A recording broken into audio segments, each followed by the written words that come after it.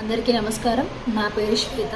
మీరందరూ ఆనందంగా, ఆరోగ్యంగా, ఐశ్వర్యంతో ఉండాలని మనస్ఫూర్తిగా కోరుకుంటున్నాను. ఇప్పుడు చెప్పబోయే శ్లోకము భగవద్గీత ప్రథమ అధ్యాయంలోని 9వ శ్లోకము. అన్యే చ బహవః శూరా మదర్తే త్యక్త జీవికాః నానా శస్త్ర ప్రహరణాః సర్వే యుద్ధ విశారదాః. మరియు చాలామంది శూరవీరులు అనేక శస్త్రాలతో యుక్తులై నా కొరకు జీవితంపై ఆశను త్యజించి యుద్ధానికి సిద్ధంగా నిలబడ్డారు. అందరూ నా కోసం ప్రాణాల్ని త్యాగం చేసేవారే, కానీ వారి యొక్క సంఖ్యను సరిగ్గా లెక్క పెట్టలేదు.